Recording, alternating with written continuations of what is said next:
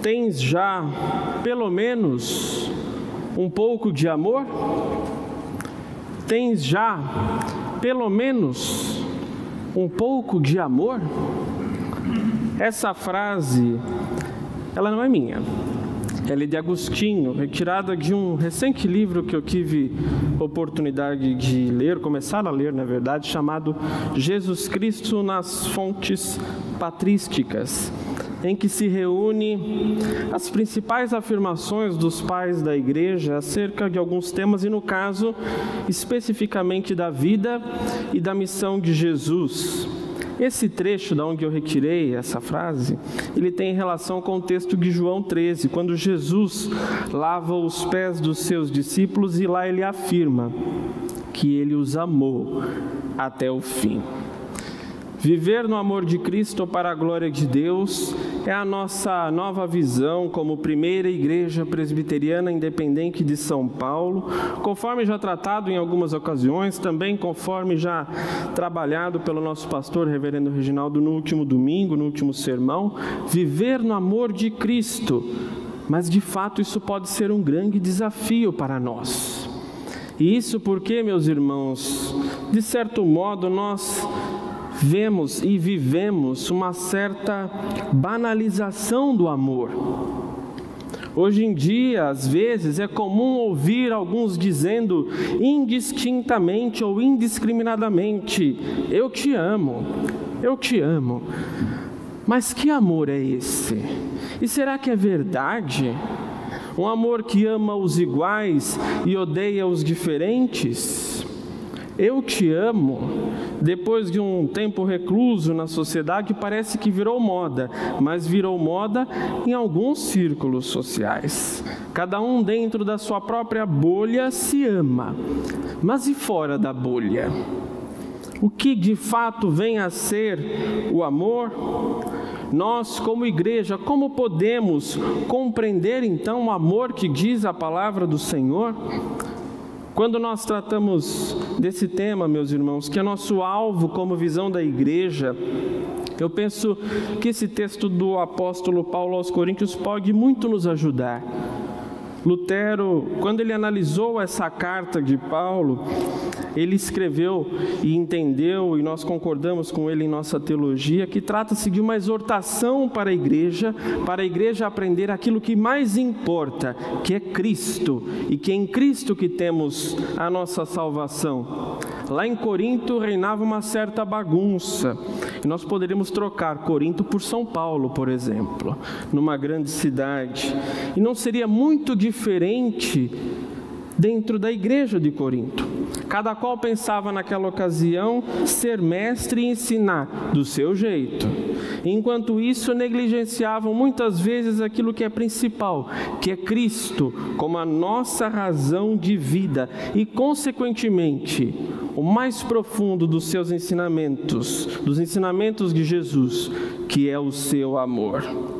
Portanto, meus irmãos, quando o texto que a nossa Bíblia tem como título diz: o amor é o dom supremo, quando esse texto, quando ele traz o conceito do amor, as suas qualidades, as suas características e a verdade bíblica do amor, eu penso que nós podemos caminhar um pouco com ele, então, para compreendermos o que Deus quer de nós com o tema viver no amor de Cristo.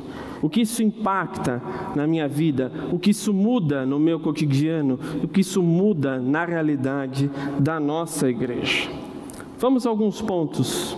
E como ponto de partida fundamental, eu penso que é importante nós refletirmos sobre o que de fato é o amor. Ou melhor dizendo, o que o amor é. Sobre o amor de Deus, o amor como dom supremo, esse talvez seja um dos textos bíblicos que sempre nos vem à mente. Mas o texto paulino, meus irmãos, ele trata do amor, mas não de qualquer amor. E sobre o amor, nós sabemos que existem alguns tipos de amor. O eros, do afeto, o storge, aquele amor de família, o filia, aquele que compreendemos na amizade, mas há um amor maior do que todos estes. É o ágape, é o amor de Deus, e é esse amor que é mencionado pelo apóstolo Paulo. E é este amor, meus irmãos, que nos desafia nesta manhã. A palavra amor, contida na nossa nova visão como primeira igreja, viver no amor de Cristo para a glória de Deus, tem então esse sentido. É aquele amor mencionado pelo profeta Jeremias 31, quando diz: com amor eterno eu te amei, por isso com benignidade te atraí. É o amor de Deus, então, em nós, dentro de cada um de nós. John Stott, ele tem uma definição que eu creio ser oportuna para nos ajudar. Preste atenção. Ele diz: o amor é sincero, sensato, afetuoso e respeitador. Tem a marca da harmonia, assim como da humildade. As igrejas cristãs seriam comunidades muito mais felizes se todos nós nos amássemos uns aos outros dessa forma. É para pensar. Moltmann, também muito conhecido nosso, querido da nossa teologia reformada, ele diz que o amor se manifesta na solidariedade, especialmente através da cruz de Jesus Cristo. Então, olhe só, meus irmãos, quantas características maravilhosas que nós temos. Isso por quê? Porque o amor é dado por Deus e tem direta relação com Cristo. O amor é mandamento do Senhor e é o maior dos mandamentos. Lembremos-nos sempre das palavras de Jesus, registradas lá em João 13:34. Um novo mandamento vos dou, que vos ameis uns aos outros, assim como eu amei vós, que também vós vos ameis uns aos outros, diz a palavra do Senhor. O amor, então, por suas qualidades, tem todas essas belezas: sinceridade, sensatez, afetuosidade e respeito. E é importante pensarmos sobre isso, meus irmãos, porque quem ama de aparência não ama de verdade. Quem ama por obrigação não ama de verdade. Quem ama por conveniência não ama de verdade. A palavra de Deus é a palavra da verdade. E o amor que ela traz para a nossa vida requer isso de nós. Requer coração sincero, puro, disponível ao Senhor. Por isso nós também podemos compreender que o amor, ele é essencial. O amor é essencial. Quem já leu ou estudou um pouco as epístolas paulinas vai compreender que Paulo é bem retórico. Ele escreve muito bem, ele é culto, ele fala bem aos gregos, ele fala bem aos judeus, ele fala muito bem a todos. E nesse texto, meus irmãos, nós vemos alguns exercícios retóricos de Paulo, mediante as comparações, que nos ajudam então a compreender a essencialidade do amor.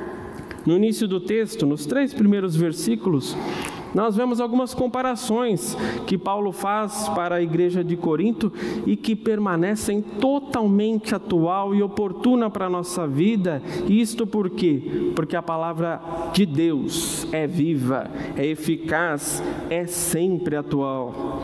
Olhem só, hoje em dia nós vemos muitos se vangloriando de possíveis dons espirituais, maravilhas. Mas a palavra de Deus diz que se não houver amor, nada serão. Vemos muitos dizendo serem profetas, mas sem amor nada serão, e digo mais, nada são. Nós vemos muitas pessoas adeptas daquela filantropia de ocasião. Não adianta doar tudo que se tem, por exemplo, se eu não tiver amor e uma intenção genuína nesse ato. Essas comparações, elas são profundas. Elas nos mostram o que de fato é o amor de Deus para nós. O amor bíblico, então, ele vai muito além de emoção. Ele é ativo, ele é um chamado para um modo de vida e um modo de vida diferente. Então, se quisermos diferenciar aquele amor passional do amor bíblico como um modo de vida, é preciso compreendermos a fonte, então, desse amor, que é no próprio Deus, que nos amou primeiro, e por isso ele requer de nós algumas atitudes. Deus requer de nós algumas atitudes quando nós tratamos do amor. Por isso nós precisamos ir adiante, pois se compreendemos o amor de Deus para conosco, o que Ele faz? O texto bíblico diz: o amor não arde em ciúmes, não se ufana, não se ensoberbece, não se conduz inconvenientemente, não procura os seus interesses, não se exaspera, não se ressente do mal, não se alegra com a justiça, mas regozija-se com a verdade. E é muito interessante, meus irmãos, que o texto nos conduz ao conceito e à reflexão, dizendo e trazendo o que o amor não faz. Ele não se ufana, não se ensoberbece, não se conduz inconvenientemente. Aquele que se ufana é sinônimo, por exemplo, daquele que se orgulha. E cá entre nós, amor e orgulho não combinam, não orna, não harmoniza, porque o amor requer de nós humildade. E nós não podemos falar de amor sem falar de Jesus. Jesus não foi orgulhoso, em nenhum momento ele foi orgulhoso. E nós temos Cristo como nosso grande mestre de um amor que traz humildade.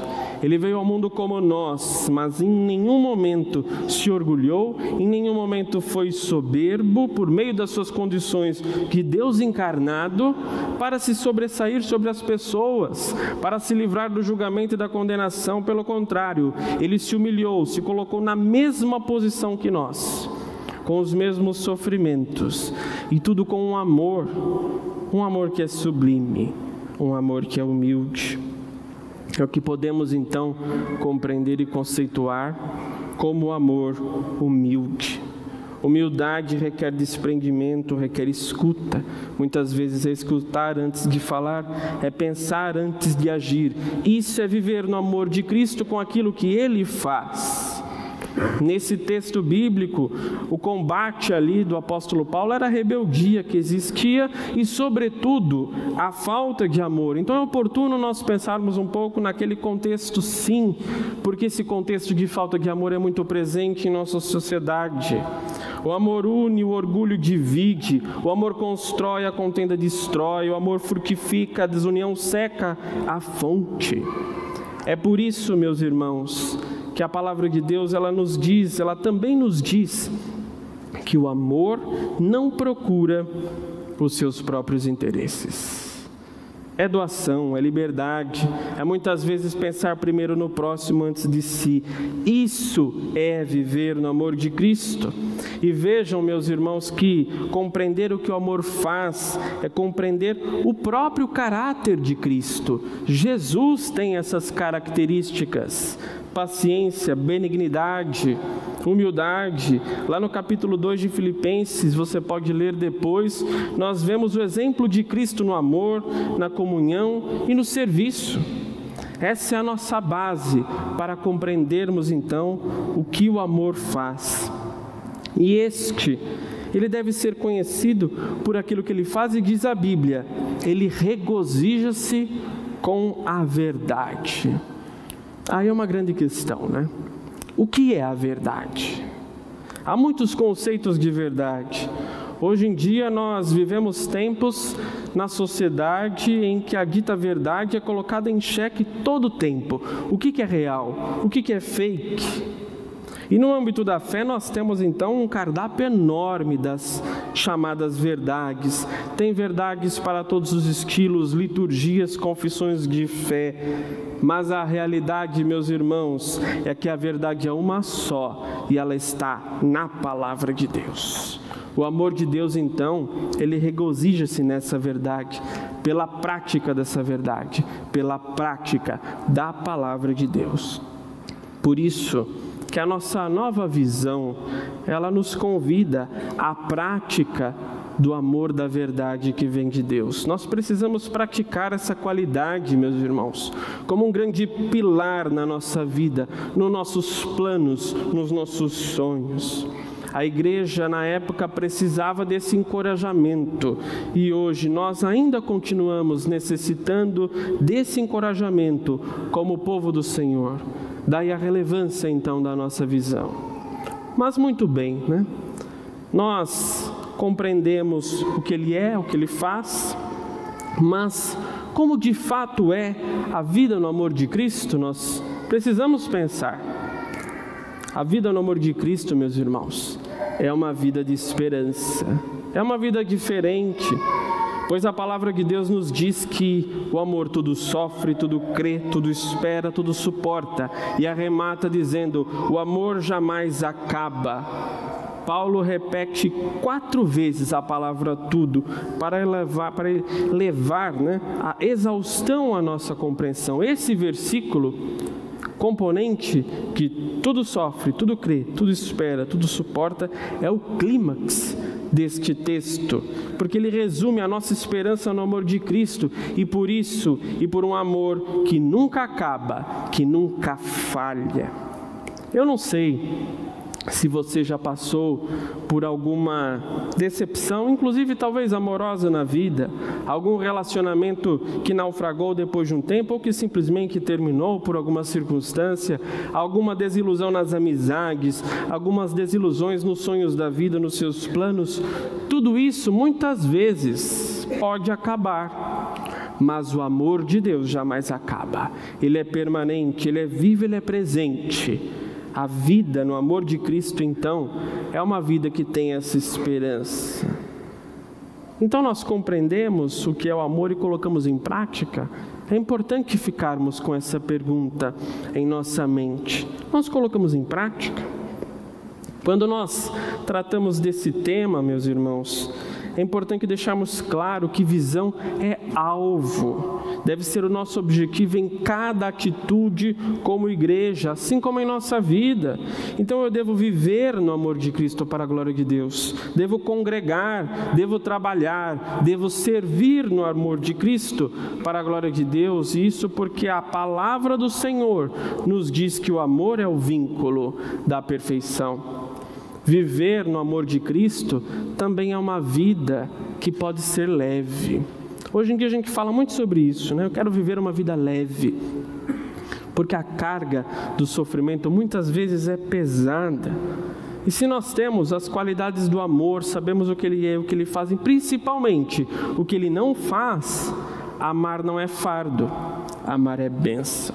Se relacionar com as pessoas deixa de ser então obrigação, passa a ser comunhão. Viver do Evangelho deixa de ser tabela e passa a ser missão.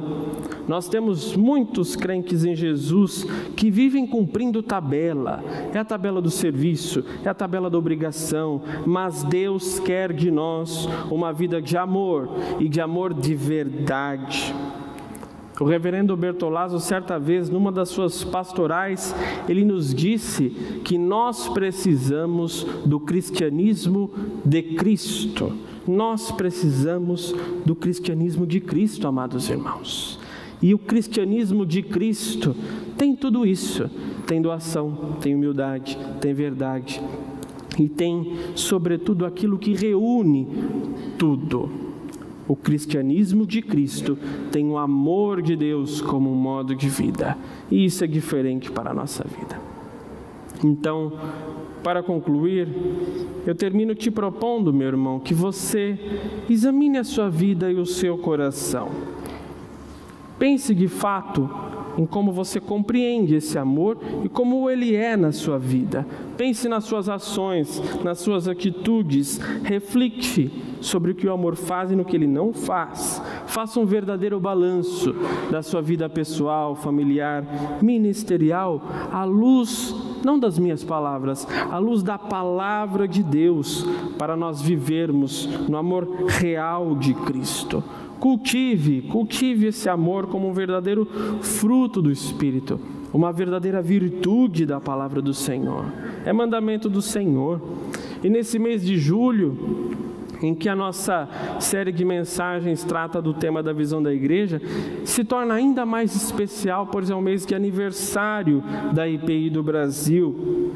Então eu penso que são momentos muito importantes de fato para a nossa igreja, pois a nossa nova visão, meus irmãos, é um grande chamado a assumirmos e reafirmarmos a nossa responsabilidade como primeira igreja presbiteriana independente de São Paulo, a igreja mãe da IPI do Brasil. É um grande chamado para assumirmos e reafirmarmos a nossa realidade, a nossa responsabilidade como Catedral Evangélica de São Paulo. Catedral também remete-se à cátedra, a cadeira de quem ensina, por exemplo, e o nosso ensino com a nossa vida tem que ser no amor de Cristo, e tudo isso jamais seria para a nossa glória, é para a glória de Deus. Viver no amor de Cristo para a glória de Deus é o que de fato nos torna diferente no mundo, é o que de fato nos torna diferente na cidade de São Paulo como igreja, é o que de fato nos torna uma comunidade de fé que vai muito além do templo, é o que de fato nos une em Cristo. Deus quer que amemos fora da bolha. Deus quer que amemos fora da bolha. Por isso é que Ele requer de nós uma vida plena de amor. E o amor é a maior evidência da maturidade espiritual nossa como igreja, como corpo de Cristo. Tens já pelo menos um pouco de amor? Pede a Ele que o aumente em ti, que o aperfeiçoe em ti até chegares àquela mesa na qual não há outra maior nesta vida. Tu que aproximaste sendo pobre e voltas rico. Melhor, não voltes, porque só serás rico permanecendo nele. Essa é a frase completa da citação de Agostinho que fiz na introdução desta mensagem. Por isso, meus irmãos, baseados na palavra de Deus, não voltes, mas permaneça e prossiga nele, no amor de Cristo, para a glória de Deus. Que Deus assim nos abençoe, como primeira igreja, a vivermos nesse amor. Amém.